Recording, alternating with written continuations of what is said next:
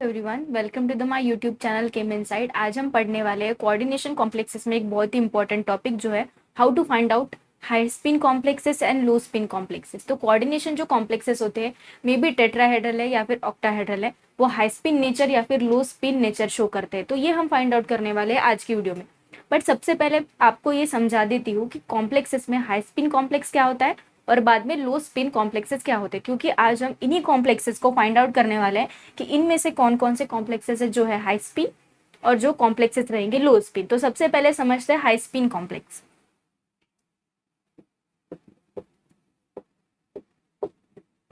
High spin complex, देखो इधर high spin complex.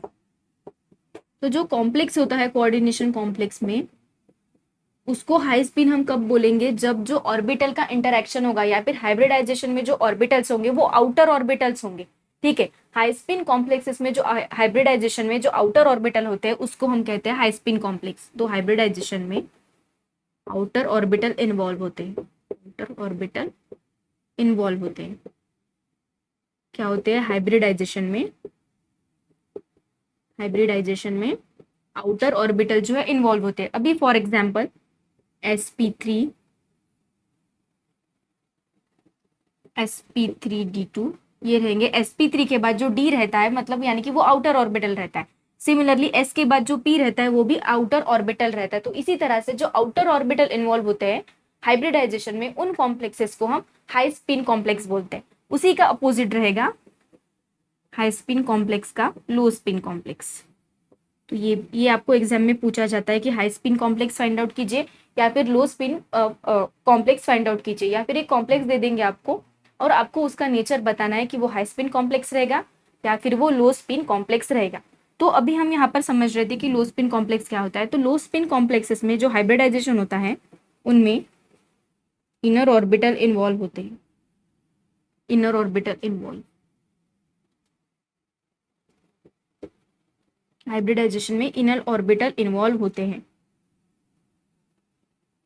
For example D2sp, जैसे कि इनर एक ऑर्बिटल है D2sp3, यानी कि D यानी कि इनर वाला D रहेगा और इस D2sp में D यानी कि इनर वाला ऑर्बिटल रहेगा। तो ठीक है, इसी तरह से यहाँ पर इनर ऑर्बिटल यूज होते हैं लो स्पिन कॉम्प्लेक्स में और हाई स्पिन कॉम्प्लेक्स में आउटर ऑर्बिटल यूज होते हैं हाइब्रिडाइजेशन में। अभी हम देखेंगे कि हम कैसे फाइंड आउट करते हैं हाई स्पिन कॉम्प्लेक्स और लो स्पिन कॉम्प्लेक्स। इसको मिटा देते हैं।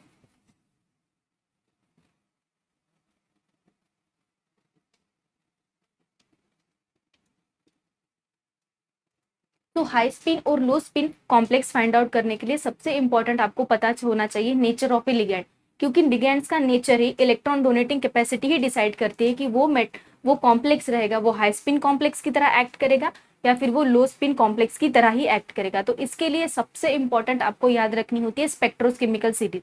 अब ये स्पेक्ट्रोकेमिकल सीरीज क्या होती है? Spectrochemical series is a series in which ligands are arranged according to their increasing splitting power। एक सीरीज होती है जहाँ पे सभी लिगेंड्स को उनकी डोनेटिंग कैपेसिटी के अकॉर्डिंग अरेंज किया होता है।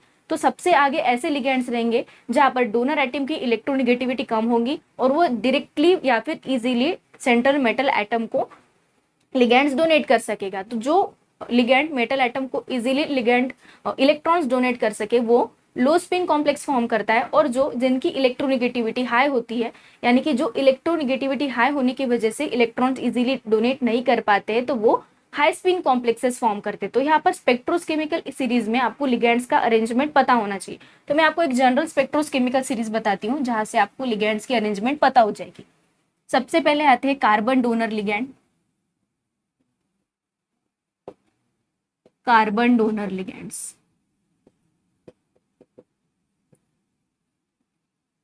तो कार्बन डोनर लिगैंड में आते हैं Cn साइनाइड, CO और कार्बन मोनोऑक्साइड। तो कार्बन मोनोऑक्साइड और CO ये है कार्बन डोनर लिगैंड्स होते हैं जहां पर इलेक्ट्रॉन्स जो डोनेट किए जाते हैं वो कार्बन एटम से डोनेट किए जाते हैं। इसके बाद रहेगा नाइट्रोजन,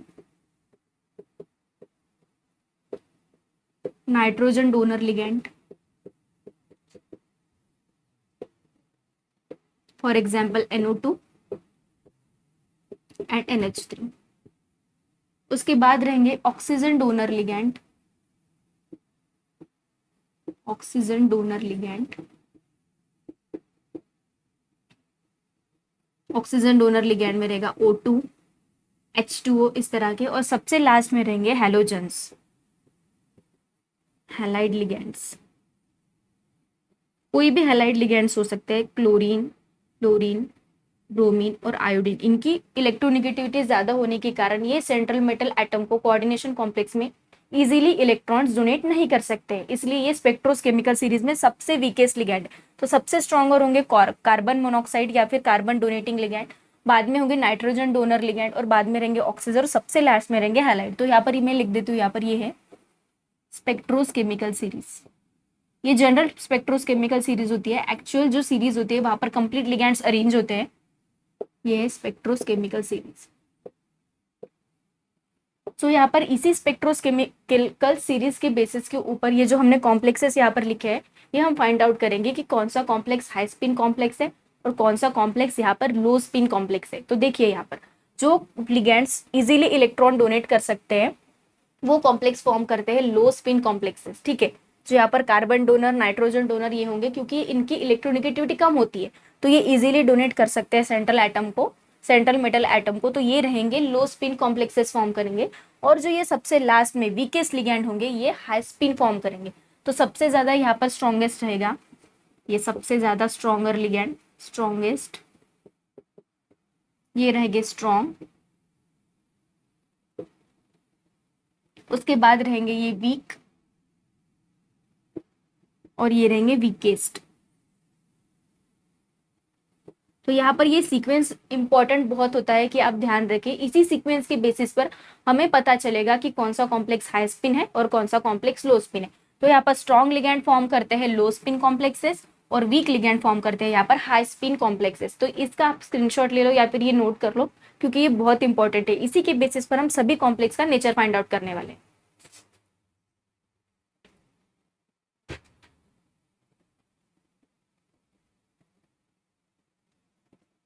सो आई होप आपने नोट कर लिया होगा। अभी हम इसको मिटा देते हैं।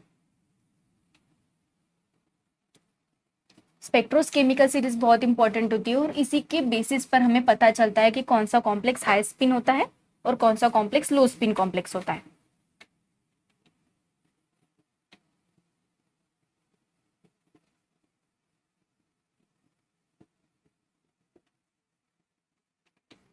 सो देखिए यहाँ पर मैंने अभी बताया था कि स्ट्रॉन्ग जो लिगैंड होते हैं, स्ट्रॉन्ग लिगैंड होते हैं वो लो स्पिन कॉम्प्लेक्सेस फॉर्म करते हैं, लो स्पिन कॉम्प्लेक्स फॉर्म होते करते हैं, और वीक जो लिगैंड होते हैं वो हाई स्पिन कॉम्प्लेक्सेस फॉर्म करते हैं,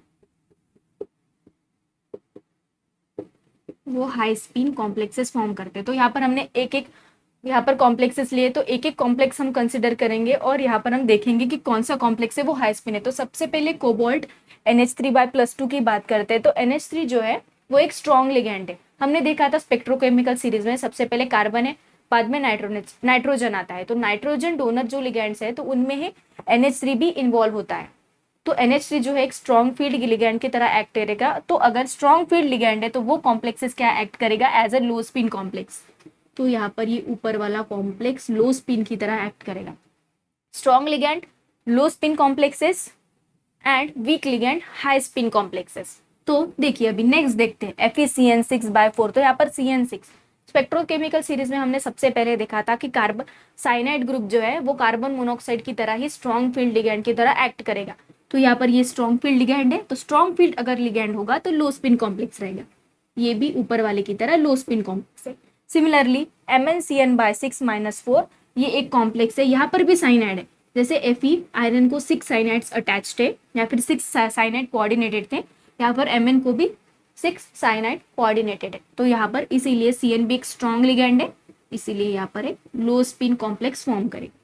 सिमिलरली CONO2/6 यहाँ पर भी नाइट्रोजन डोनर एटम है, NO2 लिगैंड में नाइट्रोजन डोनर एटम है, इसीलिए ये जो कॉम्प्लेक्स रहेगा ये वाला भी लो स्पिन रहेगा, क्योंकि यहाँ पर नाइट्रोजन डोनर एटम है और नाइट्रोजन डोनर एटम एक स्ट्रॉन्ग लिगैंड होते हैं। ठीक है, अभी बात करते हैं यहाँ पर COCl6-4। तो ये कोऑर्डिनेशन कॉम्प्लेक्स है, यहाँ पर 6 लिगैंड इस कोबाल्ट को अटैच है। तो Cl यानी कि हैलोजन जिसकी इलेक्ट्रोनिगेटिविटी ज्यादा होती है और वो इजीली इलेक्ट्रॉन डोनेट नहीं कर सकता है, इजीली इलेक्ट्रॉन नहीं डोनेट करेगा, इसीलिए वो एक वीक फील्ड लिगैंड की तरह एक्ट करेगा। वीक लिगैंड देखिए यहाँ पर, वीक लिगैंड यानी कि हाई स्पिन कॉम्प्लेक्स, तो ये कॉम्प्लेक्स रहेगा हाई स्पिन कॉम्प्लेक्स। नेक्स्ट बात करते हैं FeH2O/6। तो यहाँ पर जो वाटर लिगैंड है इनमें ऑक्सीजन डोनर एटम होता है, तो ऑक्सीजन जो होता है उसकी इलेक्ट्रोनेगेटिविटी हाई होती है, जिसके वजह से वो इलेक्ट्रॉन इजीली डोनेट नहीं कर सकता। ये स्पेक्ट्रोकेमिकल सीरीज में हमने देखा था, तो इसीलिए वो एक वीक लिगैंड है और इसीलिए ये जो कॉम्प्लेक्स रहेगा ये हाई स्पिन कॉम्प्लेक्स रहेगा। बाद में CO ऑक्सिलेट बाय 3, यहाँ पर ऑक्सिलेट का स्ट्रक्चर इस तरह से होता है, देखिए